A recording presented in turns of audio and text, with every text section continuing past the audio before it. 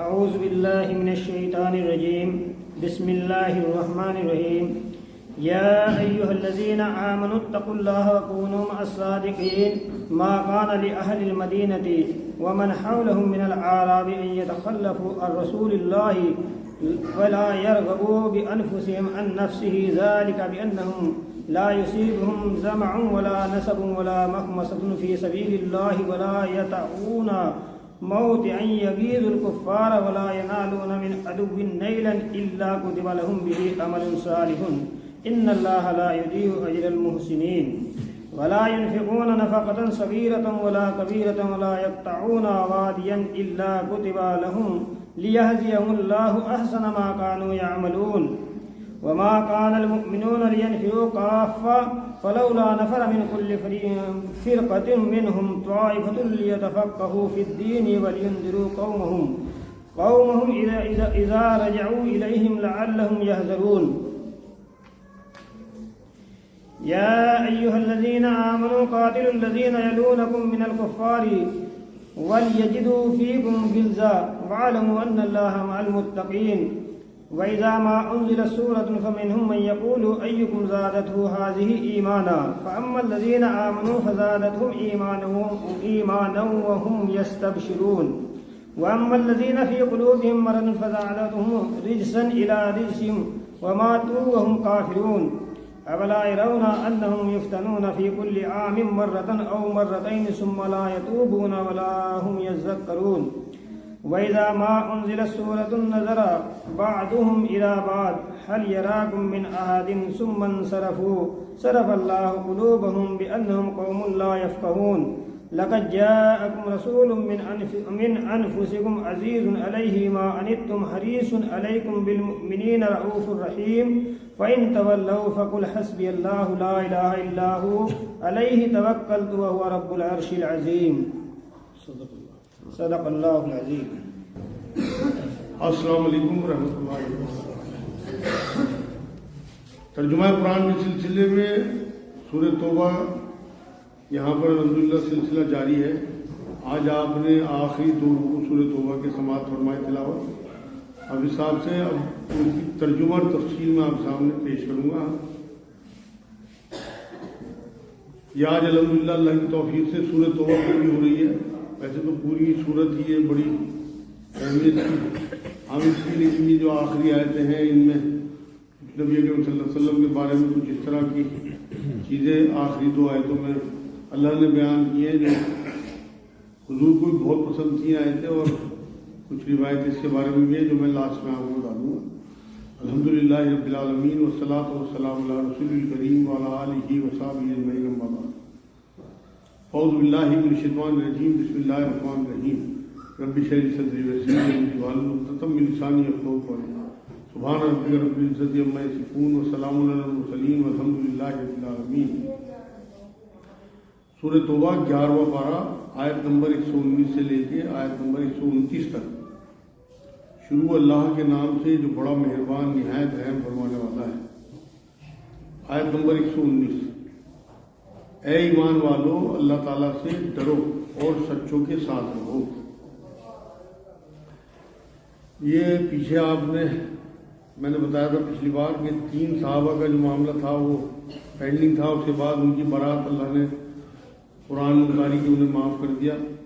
تو اب اللہ نے تمام لوگوں کو یہ ہدایت دی ہے کہ سچوں کے ساتھ رہو اور اللہ سے ڈرو. مطلب اللہ کا تقوی اختیار کرو، اور وہ تبھی ہو سکتا ہے جب آپ سچوں کے ساتھ مل جل کر رہیں گے. اور اجتماعی زندگی جو ہے وہ برے لوگوں کے ساتھ اگر آپ گزاریں گے تو اس کا اثر ضرور پڑے گا. نبی اکرم صلی اللہ علیہ وسلم نے ایک بار یہ بات فرمائی کہ تم خوشبو کی دکان پہ بیٹھو گے، تم خوشبو نہ بھی خریدو تب بھی تمہارے وجود سے خوشبو آنے لگے گی. اسی طرح تم کوئلے کی دکان پہ بیٹھو گے، تم کوئلہ نہ بھی خریدو پھر بھی تمہارے بدن پہ کالی ضرور لگ جائے گی. اس لیے صحبت کا اثر پڑتا ہے. یہ تو آج زمانہ بالکل بدل گیا. اصل میں موبائل نے تباہ کر دیا. ورنہ پہلے خانقاہیں ہوتی تھی، بزرگوں کی محفل ہوتی تھی. اب اللہ کرے دوبارہ سے وہ سلسلہ شروع ہو. آپ کو مستعد ہے مبارکباد کی کہ آپ کم سے کم 1.5-2 گھنٹہ نکال کے اللہ رسول کی بات سننے یہاں آ جاتے ہیں. ورنہ بہت برا حال ہے. ہمیں سب کو پتہ ہے کہ ہمارا بچوں کا، ہمارے خاندان والوں کا حال کیا ہے، کس طرح کی خرافات میں ملوث ہیں آج ہم لوگ. تو جتنی بھی توفیق اللہ نے آپ کو دی ہے اس کا فائدہ اٹھائیں اور زیادہ سے زیادہ لوگوں کو دین کی طرف، دین کی دعوت کی طرف لانے کی کوشش کریں. یہاں اللہ رب العزت نے کہا کہ سچوں کے ساتھ رہو، مطلب رشتہ داری ہو، دوستی ہو، یا جو بھی آپ کا معاملہ ہو وہ سچائی کے ساتھ. لوگ اس کی بنیاد جو ہے رشتہ داری کی بھی بنیاد اور آپ کی دوستی کی بنیاد سچائی ہے. آپ کا رشتہ کریں اپنے بچوں کا تو یہ دیکھ لیں کہ کس طرح کے لوگ ہیں، دیندار لوگ ہیں نہیں. اور نافرمانی سے بچنا تقویٰ ہے. جب آپ سچوں کے ساتھ رہیں گے تو وہ ظاہر سی بات ہے آپ کو سچی ہی تلقین کریں گے. اور نبی اکرم صلی اللہ علیہ وسلم سے سچا کوئی نہیں پوری دنیا میں. تو اگر آپ نبی کی تعلیمات، نبی کی سیرت پاک، نبی کے چاہنے والوں کے ساتھ بیٹھیں گے تو انشاءاللہ تعالیٰ آپ کے اندر وہ بات ضرور آئے گی. اس سے اگلی آیت، مدینے کے رہنے والوں کو اور جو دیہاتی ان کے گرد و پیش میں ہیں ان کو یہ زیبا نہ تھا کہ رسول اللہ صلی اللہ علیہ وسلم کو چھوڑ کر پیچھے رہ جائیں، اور نہ یہ کہ اپنی جان کو ان کی جان سے عزیز رکھیں. یہی سبب کہ ان کو اللہ کی راہ میں جو پیاس لگی اور جو تھکان پہنچی اور جو بھوک لگی اور جو کسی ایسی جگہ چلے جو کفار کے لیے موجب غضب یا غیظ ہوا ہو، اور دشمنوں کے جو کچھ خبر نہیں دشمنوں کی، ان سب پر ان کے نام ایک ایک نیک کام لکھا گیا. یہ بڑی اہم آیت ہے. اس میں اللہ رب العزت نے یہ بات فرمائی ہے کہ لوگوں کو زیبا نہیں تھا. پچھلی بار میں نے بتایا تھا کہ جہاد کی کال آنے کے بعد بھی کچھ لوگ جو ہیں وہ نبی اکرم صلی اللہ علیہ وسلم کے ساتھ نہیں نکلے. جو منافق لوگ تھے، مدینے کی ارد گرد کے جو دیہات میں لوگ رہتے تھے، تو یہاں اللہ رب العزت نے انہیں پھر ٹوکا ہے. اس طرح سے مطلب مومن جو ہے وہ ایسا نہیں ہو سکتا کہ اپنی جان کو زیادہ عزیز رکھے. نبی اکرم صلی اللہ علیہ وسلم تو دھوپ میں پھریں، نکلیں، راہ خدا میں جائیں، اور یہ لوگ چھاؤں میں بیٹھے رہیں. یہ ٹھیک نہیں ہے. سورہ احزاب کی 6 نمبر آیت میں بھی آئے گا آگے کہ نبی مومنوں کے لیے ان کی اپنی جانوں سے زیادہ عزیز ہیں. اس لیے بوڑھے، معذور اور بیمار کے علاوہ تبوک کی جنگ میں جانا سب کے لیے فرض تھا، نکلنا ان کے لیے جنگ میں. یہاں اللہ رب العزت نے یہ بات کہی کہ جو لوگ پیچھے رہ گئے بنا کسی عذر کے، انہوں نے اچھا نہیں کیا. لیکن کیونکہ 3 صحابی جن کا میں نے ذکر کیا تھا، حضرت کعب کے اور ان کے جو 2 ساتھی تھے، ان کے لیے اللہ نے پھر معافی اتاری، قرآن بنا دیا انہیں ہمیشہ کے لیے. اور نہ یہ کہ اپنی جان کو ان کی جان سے، مطلب حضور صلی اللہ علیہ وسلم کی جان سے ان کی محبت اتنی شدید ہونی چاہیے آپ کو کہ آپ کی جان جو ہے وہ ان کی جان سے عزیز نہ ہو. اگر خطرہ کوئی ہو بھی تو پہلے حضور صلی اللہ علیہ وسلم سے آگے آپ کو خطرہ جھیلنا ہے. وہاں اس ٹائم صحابہ کرام کا یہی معاملہ تھا.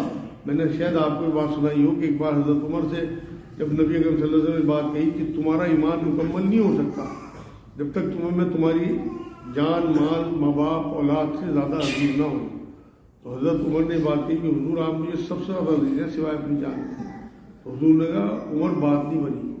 تو تھوڑی دیر حضرت عمر رکے اور پھر یہ کہا حضور اب آپ مجھے اپنی جان سے بھی زیادہ عزیز ہیں. کیونکہ سچے لوگ تھے، منافقت تو تھی نہیں، جھوٹ نہیں بولا، بلکہ کہا کہ مجھے سب سے زیادہ اپنی جان عزیز ہے آپ سے بھی زیادہ. لیکن اس کے بعد پھر طے کیا کہ آج کے بعد میری جان میرے نبی سے زیادہ عزیز نہیں ہے میرے لیے. اس کے بعد روایتوں میں لکھا ہوا ہے کہ جب بھی حضور صلی اللہ علیہ وسلم کے ساتھ حضرت عمر ہوتے تھے تو بالکل باڈی گارڈ کی طرح کبھی آگے کبھی پیچھے، کبھی ادھر دیکھتے کبھی ادھر دیکھتے، مطلب جان دینے کے لیے تیار رہتے تھے. جب سے یہ جملہ کہا تھا کہ اب آپ میری جان سے بھی زیادہ عزیز ہیں. تو یہاں اللہ نے کہا کہ تمہیں زیبا نہیں کہ تم گھر بیٹھے رہو. یہ اس سبب سے کہ ان کو اللہ کی راہ میں جو پیاس لگی. اب یہاں بیان کیا اللہ رب العزت نے صحابہ کرام کا اور حضور صلی اللہ علیہ وسلم کا معاملہ کہ ان کو کیوں فضیلت دی اللہ نے. مطلب نیکی صرف نمازیں جو ہے یا وہ آپ روزے رکھ لیں یہ نہیں ہے، بلکہ حضور کی اتباع اصل میں نیکی ہے. نبی اکرم صلی اللہ علیہ وسلم کی محبت شدید تر ہوا آپ کے دل میں. قرآن میں بھی اللہ نے کہا کہ اگر تم نبی سے محبت کرو گے تو میری محبت تو تمہیں ایسے ہی مل جائے گی.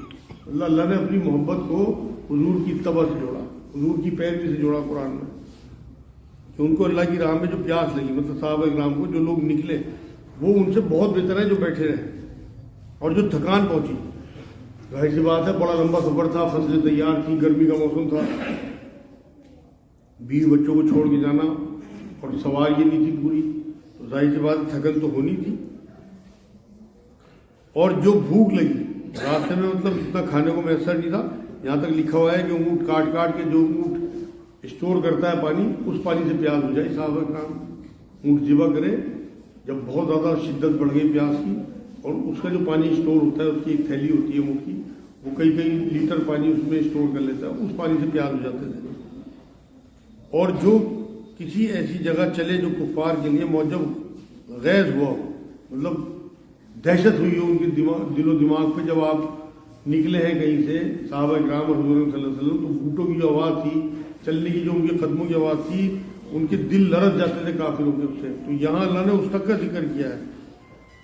اور دشمنوں کی جو کچھ خبر لی، مطلب ان کے بارے میں جو معلومات کی تم لوگوں نے، اس تک کا اجر اللہ نے کہا کہ ملے گا. ان سب پر ان کے نام ایک ایک نیک کام لکھا گیا ہے.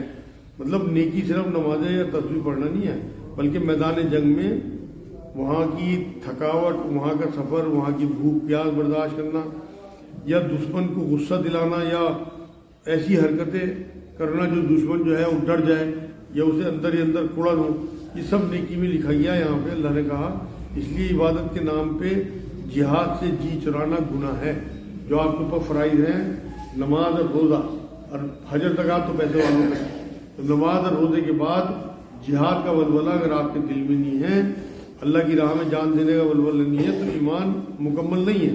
تو یہاں اللہ رب العزت نے پیدل چلنے والوں کو، گھوڑوں پہ چلنے والوں کو، جو دشمن کے لیے جو ہے وہ ڈر پیدا کریں گے، مطلب ان کے دل میں دہشت پیدا کریں گے، ان سب کا یہاں اللہ نے کہا کہ ان سب کو اجر ملے گا. یہ آپ سمجھ لیں کہ ایمان ہمارا مکمل حضور کی محبت کے ساتھ ہوگا، حضور کی پیروی کے ساتھ ہوگا، اور جان ہماری اپنی جان عزیز نہ ہو نبی کے مقابلے میں.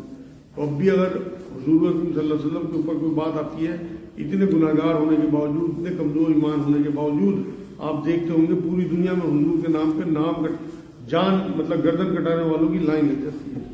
یہ وہی محبت ہے جو ایمان کا ایک تقاضا ہے. بھلے چاہے نمازی نہ ہوں، بھلے چاہے روزے نہ رکھتے ہوں، بھلے چاہے گناہ گار ہوں، لیکن نبی اکرم صلی اللہ علیہ وسلم کی محبت اللہ کی طرف سے ایسی توفیق ملی ہوئی ہے. اب بھی کروڑوں اربوں لوگ ایسے ہیں جو نبی اکرم صلی اللہ علیہ وسلم کے نام پہ گردنیں کٹاتے ہیں. آپ اپنے ایمان کا حصہ دیکھو، کبھی سوچ کے دیکھنا کہ حضور صلی اللہ علیہ وسلم کے اوپر کوئی بات آ جائے، اللہ حضور کو آپ کے سامنے لا کے کھڑا کر دے، اور معاذ اللہ انہیں کوئی قتل کرنے لگے، آپ اپنی جان دے دو، حضور کا آنچ نہیں آنے دو. یہاں اللہ نے یہ بات، ان سب پر ان کے نام ایک ایک نیک کام لکھا گیا. یقیناً اللہ تعالیٰ مخلصین کا اجر ضائع نہیں کرتا، مطلب رتی برابر بھی ضائع نہیں کرتا. ہمارا ہر کام نیکی کا جو ہے دعوت دینا بھی لوگوں میں، وہ سب لکھا جا رہا ہے. 121 نمبر آتا ہے. اور جو کچھ چھوٹا بڑا انہوں نے خرچ کیا اور جتنے میدان ان کو طے کرنے پڑے، یہ سب بھی ان کے نام لکھا گیا تاکہ اللہ تعالیٰ ان کے کاموں کو اچھے سے اچھا بدلہ دے. یہاں اللہ رب العزت نے بات کہی ہے کہ جو کچھ بھی خرچ کیا ہو اللہ کی راہ میں، کوئی وادی یا کوئی راستہ طے کیا ہو، راستے کے سفر کے لیے کچھ آپ گھر سے مال لے گئے ہوں، سب کا اجر ملتا رہے گا. اللہ نے لکھ رکھا، طے کر لیا اللہ نے، چلنے کا بھی ایک قدم کا اجر ملے گا. اسی لیے نماز کے لیے بھی نبی کی حدیث میں بات آتی ہے کہ جتنے قدم چل کے ہم نماز کے لیے جائیں گے وہ نیکیوں میں لکھے جائیں گے. یہاں اللہ نے مال لگانا، جان لگانا، صلاحیت لگانا اللہ کی راہ میں، یہ ایسے موقع آتے رہتے ہیں، اس کا فائدہ اٹھایا جائے. جان دینے سے بھی نہ چکے آدمی، کیونکہ جان اسی کی دی ہوئی ہے، مال اسی کا دیا ہوا ہے، صلاحیت اسی کی دی ہوئی ہے. اگر وہ اس کی راہ میں کام آ جائے تو آپ یقین کریں آپ بھی ادھار چکائیں گے. اللہ جو چیز آپ کو کوئی دے دے، آپ کتنا احسان مانتے ہو. یہ ہر چیز ہمارے پاس اللہ کا ادھار ہے. ایمان اللہ نے ہمیں دیا ہے، بڑی رحمت ہے. 7.5 ارب کی دنیا ہے، جس میں 2.25 ارب مسلمان ہیں. آپ دیکھو 7.5 ارب بھی تو مسلمان ہو سکتے، چاہتا ہوں زبردستی ایمان دیتا. بھٹے کی اینٹ جو بنتی ہے، کچھ نہیں پتا ہوتا کون سی لیٹرین میں رہے گی اور کون سی مسجد میں رہے گی. آپ مسجد کی اینٹیں ہیں، تو آپ خوش نصیب ہے کہ اللہ نے آپ کو ایمان والے گھر میں پیدا کیا. اس لیے اپنے آپ کو شیشوں میں دیکھ کے خوش نصیب سمجھا کرو. ہلکے پھلکے حالات یا پریشانی آئے نا، بد نصیب نہ سمجھنا. آپ کو اگر میں کہوں نا کہ آپ پوری دنیا کی دولت لے لو اور اپنا ایمان مجھے دے دو، اور آپ جو بائیڈن کی جگہ بیٹھ جاؤ، امریکہ کا ہر راشٹرپتی بن جاؤ، آپ دو گے؟ ایسی ایسی نعمتیں آپ کے پاس۔ اگر میں کہوں کہ 2 کروڑ روپے لے لو، دونوں آنکھیں مجھے اپنی دے دو، دے گے نہیں آپ؟ یہ وہ نعمتیں ہیں جن کا آپ کو اندازہ ہی نہیں ہے کہ اللہ نے ہمیں دے کیا رکھا۔ یہ ان لوگوں سے پوچھو نا جن کے پاس آنکھیں نہیں ہیں، جن کے پاس ایمان نہیں ہے۔ جب نئے نئے لوگ ایمان میں آتے ہیں کیسا ان کا ولولہ ہوتا ہے۔ انشاءاللہ کسی دن اسی پہ بات کریں گے، جو لوگ نئے ایمان میں آتے ہیں ان کی کیا کیفیت ہوتی ہے، اور جو کچھ چھوٹا بڑا انہوں نے خرچ کیا اور جتنے میدان طے کرنے پڑے، یہ سب بھی ان کے نام لکھا گیا، مطلب نیکی ان کی، تاکہ اللہ تعالیٰ ان کے ان کاموں کا اچھے سے اچھا بدلہ دے۔ نبی اکرم صلی اللہ علیہ وسلم ایک بار یہ بات فرمائی، ایک دانہ کھجور کا اللہ کی راہ میں دے کر خود کو دوزخ سے بچا سکو تو بچا لینا۔ ایک اور حدیث میں کھجور کو دائیں ہاتھ سے رکھ کر اللہ اسے پروان چڑھاتا رہتا ہے۔ جو آپ نے اللہ کی راہ میں کھجور کا صدقہ کیا تو اللہ اپنے دائیں ہاتھ میں رکھ کے اسے پروان چڑھاتا رہتا ہے، اور یہاں تک کہ وہ بہت پہاڑ کے برابر ہو جاتا ہے۔ مطلب اتنا اللہ اپنی شان کے مطابق، مگر شرط اخلاص ہے۔ وہ دانہ آپ نے اگر مخلص ہو کے اللہ کی راہ میں دیا، کسی قسم کی کوئی منافقت نہ ہو، کوئی ڈرامے بازی، کوئی دکھاوا، کوئی ریاکاری نہ ہو، اخلاص ہونا چاہیے۔ یہاں اللہ نے یہ بات کہی ہے اگلی آیت میں، اور مسلمانوں کو یہ نہ چاہیے کہ سب کے سب نکل کھڑے ہوں، سو ایسا کیوں نہ کیا جائے کہ ان کی ہر بڑی جماعت میں سے ایک چھوٹی جماعت جایا کرے، تاکہ وہ دین کی سمجھ بوجھ حاصل کرے، اور تاکہ یہ لوگ اپنی قوم کو جبکہ وہ ان کے پاس آئیں ڈرائیں، تاکہ وہ ڈر جائیں۔ 122 نمبر آیت ہے سورہ توبہ کی، بڑی اہم آیت ہے، کیونکہ سخت وعید آئی تھی جنگ تبوک میں نکلنے کے لیے، تمام لوگوں کو کال پہ جہاد کی نکلنا تھا، تو یہ ڈر گئے تھے صحابہ کرام۔ تو جب بھی کوئی کال آتی تھی جہاد میں جانے کی، یا کسی جنگ کی، یا کسی مارکے کی، تو یہ سب کے سب نکل کھڑے ہوتے تھے۔ تو اللہ نے آیتیں اتار دی کہ وہ اس ٹائم کا موقع تھا، سب کو نکلنا ضروری تھا، سوائے معذوروں کے، بوڑھوں کے، کمزوروں کے۔ اب ایسا موقع نہیں ہے، اب تو چند لوگ نکلے، باقی لوگ نبی اکرم صلی اللہ علیہ وسلم بھی ہر ایک جنگ میں نہیں نکلتے تھے، بلکہ صحابہ کرام کو سپہ سالار بنا کے ان کے ساتھ لوگوں کو بھیج دیا کرتے تھے، خود مدینے میں رہتے تھے۔ یہاں اللہ نے یہ بات کی کہ چند لوگ نکلے، باقی لوگ نبی اکرم صلی اللہ علیہ وسلم کی صحبت میں رہے، ان سے دین سیکھیں، اور باقی جو اور بستی کے لوگ ہیں انہیں دین سکھائیں۔ اللہ شریعت کی پابندی، شریعت پہ چلنا، دین پہ چلنا، قرآن کی سمجھ، یہ وہ ساری چیزیں ہیں جو پیچھے رہ کے اور سیکھے نبی اکرم صلی اللہ علیہ وسلم سے تعلیمات، اور جو لوگ جہاد پہ حضور صلی اللہ علیہ وسلم جنہیں بھیجے وہ جہاد پہ جائیں۔ یہاں اللہ رب العزت نے یہی بات کہی ہے کہ کچھ لوگ جو ہیں سارے کے سارے نہ نکلے، اور جو حاصل کرتے رہے علم سے، اسے تعلیم کو جو ہے اسے آگے کریں، اپنے جو لوگ وہاں ہیں ان کو جو ہے وہ بتاتے رہیں۔ دین کا علم بھی سیکھنا ضروری ہے۔ اگر دین کا علم ہوگا تبھی تو آپ کے اندر وہ رونا آئے گا جہاد کا۔ اگر آپ اللہ، اس کے رسول، اس کے صحابہ کی باتیں نہیں سنو گے تو آپ کے اندر جہاد کا ولولہ نہیں آ سکتا۔ اس لیے علم سیکھنا بھی ضروری ہے۔ نبی نے یہ بھی فرمایا کہ ہر مسلمان مرد عورت پہ علم کا حصول فرض ہے۔ اب جو چیزیں آپ کے اوپر فرض ہے، جیسے نماز، روزہ، حج، زکوٰۃ، ان کا علم سیکھنا آپ کے اوپر فرض ہے۔ جو چیزیں سنتیں ہیں، داڑھی رکھنا ہے، ٹخنے کھولنا ہے، لباس ہے، ان کا علم سیکھنا آپ کے اوپر سنت ہے۔ جو چیزیں نوافل ہیں وہ ان کا علم سیکھنا آپ کے اوپر نفل ہے۔ اس لیے جو بھی علم آپ سیکھیں گے وہ اللہ کا علم ہونا چاہیے۔ انگریزی تعلیم بھی اگر آپ سیکھ رہے ہیں تو جتنی ڈسکوریز ہو رہی ہیں وہ انسانیت کی فلاح کے لیے ہے۔ تو اگر آپ انگریزی تعلیم لیتے ہیں، نیت اپنی یہی رکھیں۔ آج تو ہم اسکولوں میں جائیں تو نیت ہماری یہ ہوتی ہے کہ اچھی نوکری، 5 اسٹار ہوٹلوں میں رہنا، جہازوں میں گھومنا، یہ نہیں نیت ہے۔ اسی طرح مدرسوں کے بچے اگر بہت ہوشیار ہوں گے تو نکل کے اپنا مدرسہ کھول لیں گے، نہیں تو چندے اکٹھے کر لیں گے، نہیں تو کسی مسجد میں امام بن جائیں گے یا مؤذن بن جائیں گے۔ یہ مقصد تھوڑی ہے دین کا علم سیکھنے کا یا دنیاوی علم سیکھنے کا۔ علم نافع، نبی اکرم صلی اللہ علیہ وسلم کی دعا ہے علم نافع۔ تو جو علم امت کو نفع پہنچا سکے، چاہے وہ دین کا علم ہو یا دنیا کا علم ہو، سب علم اللہ کا ہے۔ نیت اپنی اخلاص کے ساتھ علم سیکھتے رکھے کہ ہم اللہ کا علم سیکھ رہے ہیں اور یہ اللہ کے رسول کی امت کے کام آنا چاہیے۔ یہاں اللہ رب العزت نے یہ بات کہی، اے ایمان والو ان کفار سے لڑو جو تمہارے آس پاس ہیں۔ مطلب سن 9 ہجری میں اللہ رب العزت کی طرف سے جب حکم آیا ہے تو پھر یہ تبوک کے لیے نکلے ہیں، رومیوں سے جہاد کے لیے، نبی صلی اللہ علیہ وسلم جو عرب کے سب سے زیادہ قریب رہتے تھے۔ یہاں اللہ نے کہا آس پاس کے لوگوں کفار سے لڑو، لڑنے سے مراد یہ ہے انہیں دین کی دعوت دو، اور کفار کو لگے کہ اپنی دینی بنیاد پہ پکے ہیں، اس کے لیے اگلے حصے میں یہ کہا اور ان کو تمہارے اندر سختی پانا چاہیے، مطلب کفار کو یہ لگنا چاہیے کہ اپنی دینی بنیادوں پہ پکے ہیں مومنین جتنے بھی ہیں۔ سورہ مائدہ کی 54 نمبر آیت میں بھی اللہ نے یہ بات کہی ہے کہ جو مومن ہوتے ہیں انہیں اپنے دین پہ پکے رہنا چاہیے ہر حال میں۔ اور اس کے بعد سورہ فتح ہے آئے گی آگے، اس کی 29 نمبر آیت میں بھی یہ بات کی ہے، اور یہ یقین رکھو کہ اللہ تعالیٰ متقی لوگوں کے ساتھ ہے، مطلب بے دین لوگوں پہ سخت ہوں گے تو اللہ کا تقویٰ آئے گا ہمارے پاس۔ تو ہمارے جو اپنے معاشرے کے لوگ بے دین ہوں انہیں آپ پیار سے سمجھائیں، پیار سے نہ دیکھو کیا فرمایا حضور نے، برائی ہوتی دیکھو تو ہاتھ سے روکو، ہاتھ سے نہ روک سکو تو زبان سے روکو، نہیں تو دل سے برا جانو۔ تو آپ کے اوپر اسی طرح فرض ہے چیزیں، آپ کے اپنے جو ماتحت لوگ ہیں چھوٹے ہیں انہیں آپ نے ہاتھ سے برائی سے روکنا ہے، آپ ہاتھ چلانا پڑے چلانا ہے۔ جو آپ کے بزرگ ہیں اگر وہ برائی کرتے ہیں حرام کاموں میں سے انہیں آپ نے زبان سے سمجھانا ہے، اور معاشرے میں جہاں آپ کو جھگڑے کا خطرہ ہو وہاں آپ دل سے برا جانو، جہاں آپ یہ سوچتے ہیں کہ اگر میں نے انہیں ٹوکا تو یہ لڑنے لگیں گے، تو برائی ہوتی دیکھ کے آپ اگر چپ رہتے ہو تو آپ کا تقویٰ جاتا رہے گا، اور جتنا آپ ادھر بڑھو گے انشاءاللہ آپ کا تقویٰ بڑھے گا برائی سے جب لوگوں کو۔ 124 نمبر آیت، اور جب کوئی صورت نازل کی جاتی ہے تو بعض منافقین کہتے ہیں کہ اس صورت نے تم میں سے کس کے ایمان کو زیادہ کیا ہے، مطلب تنگ کرتے ایک دوسرے کے ساتھ بیٹھے ہوتے تو مذاق اڑاتے کہ بھائی سنا ہے کہ نئی صورت آئی ہے کوئی آپس میں، اور یہ پوچھتے کہ کس چیز کا ایمان اس میں بڑھ گیا۔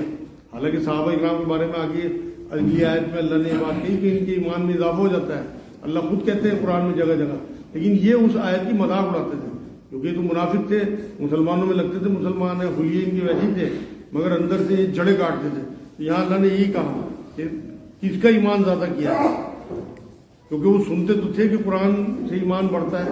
ابھی آئے گی آیت، سو جو لوگ ایماندار ہیں اس صورت نے ان کے ایمان کو زیادہ کیا ہے اور وہ خوش ہو رہے ہیں۔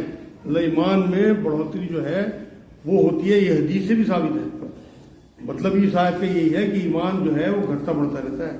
میں نے آپ کو سنایا تھا کہ حضرت حنظلہ ایک بار گھر سے نکلے دیوانوں کی طرح کہ حنظلہ منافق ہو گیا، حنظلہ منافق ہو گیا، راستے میں حضرت ابوبکر صدیق ملے، کہنے لگے کیا ہو گیا، اس طرح کیوں چیخ رہا حنظلہ کہ جب میں حضور کی محفل میں ہوتا ہوں تو میری ایمان کی کیفیت کچھ اور ہوتی ہے، لیکن جب بیوی بچوں کے ساتھ گھر میں ہوتا ہوں تو کوئی اور ہوتی ہے۔ تو انہوں نے کہا یہ تو میری بھی حالت ہے، چل حضور کی بارگاہ معلوم کرتے ہیں۔ اتنے بڑے صحابی حضرت ابوبکر صدیق رضی اللہ تعالیٰ عنہ، پھر جب دونوں گئے تو حضور مسکرائے بات سن کے، کہنے لگے اگر تمہاری کیفیت میرے ساتھ جو ہوتی ہے وہی گھروں میں ہو تو فرشتے آسمانوں سے تمہیں سلام کرنے کے لیے ہوتے ہیں، تمہارے سے مسافر۔ بہت مشہور حدیث ہے۔ تو اس لیے کیفیت جو ہے ایمان کی وہ گھٹتی بڑھتی رہتی ہے، وہ اس آیت سے بھی کہ ایمان والے جو مومن ہیں اس صورت نے ایمان والوں کے ایمان کو زیادہ کیا اور وہ خوش ہو رہے ہیں۔ ایمان کی بڑھوتری میں تو مومن خوش ہوتا ہے نا ہمیشہ، تو کہ مالک ہمیں ہدایت دے رہا، رحمت اور قرآن دے رہا ہے، ہمیں آیتیں اتر رہی ہمارے حق میں۔ 125 نمبر آیت، اور جن کے دلوں میں روگ ہے اس صورت نے ان میں ان کی گندگی کے ساتھ اور گندگی بڑھا دی اور وہ حالت کفر میں ہی مر گئے۔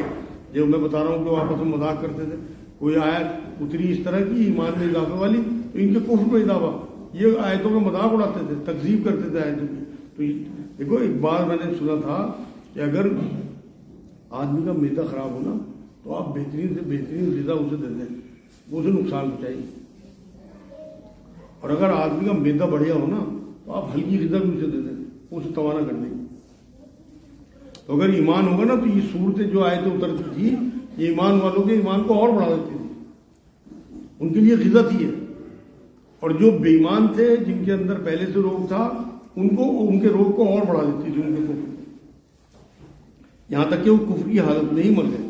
اللہ چاہتا ہی تھا کہ انہیں ہدایت ملے، یہ پلٹے ہم ان کے کفر کی وجہ سے۔ اور کیا ان کو نہیں دکھائی دیتا کہ یہ لوگ ہر سال ایک بار یا دو بار کسی نہ کسی آفت میں پھنستے رہتے ہیں، پھر بھی نہ توبہ کرتے ہیں اور نہ نصیحت قبول کرتے ہیں۔ اللہ آسمانی آفت یا کوئی بیماری، قحط سالی، سیلاب یا طوفان یہ ہم سنتے رہتے ہیں، یہ سب ہمیں جھنجھوڑنے کے لیے ہے اللہ کی طرف سے آسمانی جو آفتیں آتی ہیں، یا کوئی نہ کوئی جنگ کا معاملہ آتا رہتا تھا ان دنوں، آج بھی اب جو جنگ چل رہی ہے اس ٹائم دنیا میں، یہ ہم کچھ اس میں کر تو سکتے نہیں، لیکن ہماری کیفیات تو اللہ تک پہنچ رہی، ہماری نیت ہے، ہم کتنے گل چرڑ اڑا رہے ہیں، ہم کتنی اپنی نہاریوں میں اور بوٹیوں میں لگے ہوئے ہیں، کیا ہمیں فلسطین کی اپنی بہنیں یاد آ رہی، وہاں کے بچوں کے ٹکڑے ہمیں یاد آ رہے ہیں کہ ان کے کیسے کیسے حالات ہیں اس ٹائم وہاں. یہ ہماری آزمائش کا حصہ ہے. آپ یہ نہ سمجھو کہ ان کا آزمائش ہو رہی، وہ تو سرخرو ہو جائیں گے انشاءاللہ، انہوں نے جانے دے دن ہی شہید ہو گئے، لیکن پکڑے ہم جائیں گے اگر ہمارا ولولہ ہماری دعاؤں میں وہ ہمارے اپنے بھائی اور بہنیں یاد نہیں آ رہے. چاہے ہم کچھ بھی نہ کر سکیں، لیکن ایک ہتھیار تو اللہ نے ہمیں خاموشی سے دیا. اگر ہماری زبانوں میں پابندی ہو تو ہمارے دل پہ تو پابندی نہیں.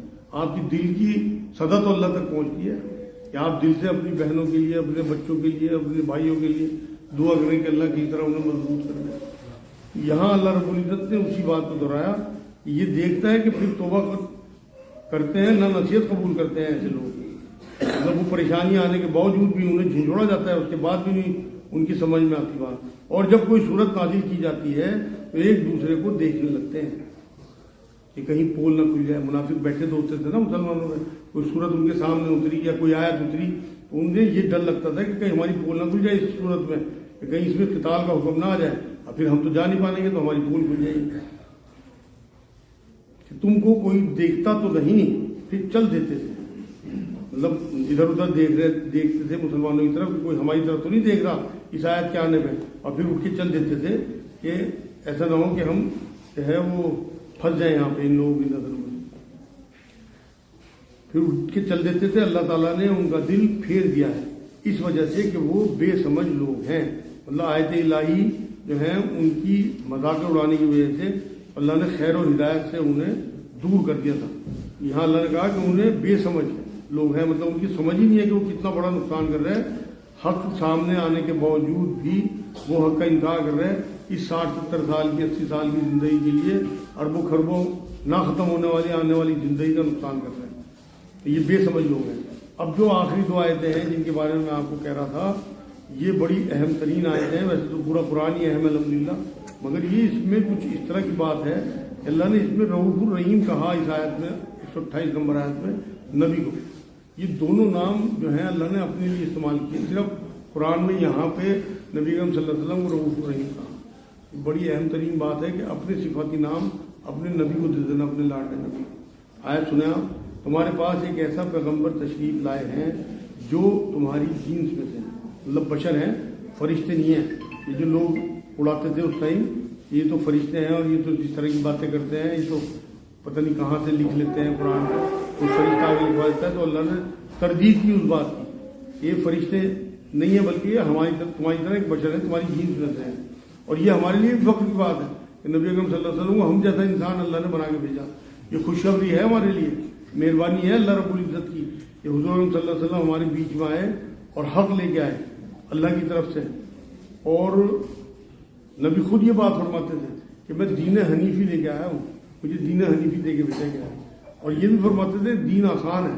اب جو لوگ دین میں مشکلیں پیدا کرتے ہیں وہ یہ سمجھ لیں کہ وہ اللہ رسول سے دوری پیدا کر رہے ہیں لوگ.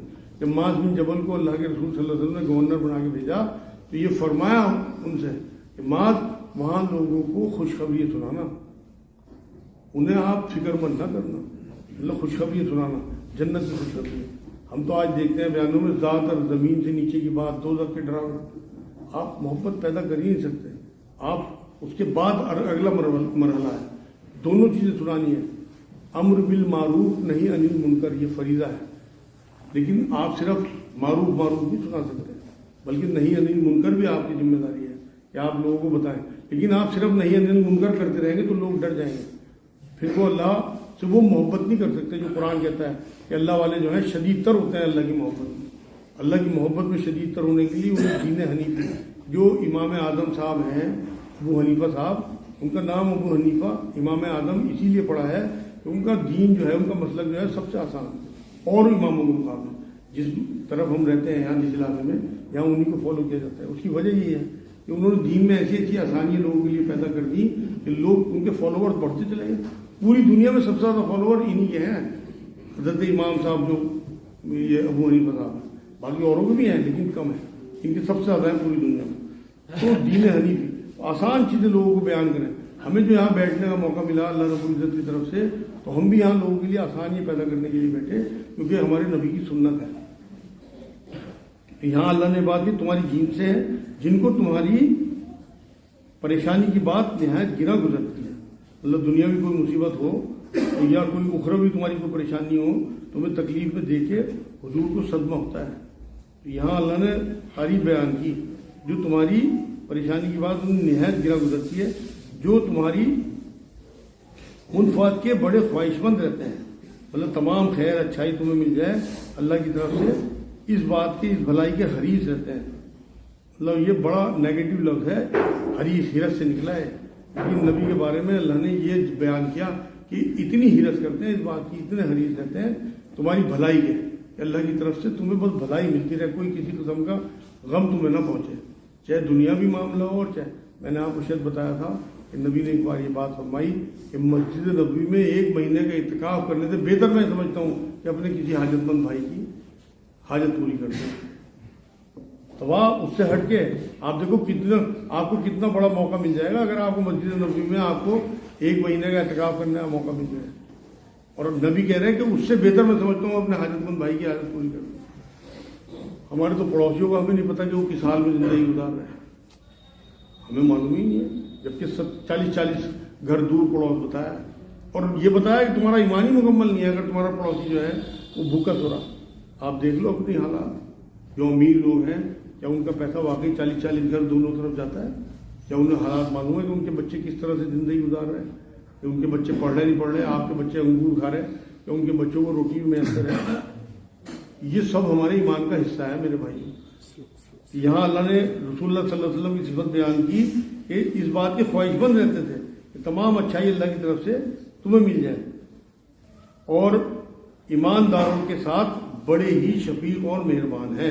مطلب نبی کو اللہ نے رحمت للعالمین کہا، تمام عالموں کے لیے رحمت، مطلب تمام جہان کے لیے رحمت للعالمین، لیکن ایمان والوں کے لیے خاص طور سے ان کے لیے راتوں میں دعائیں کرتے تھے نبی اکرم صلی اللہ علیہ وسلم اپنی امت کے لیے.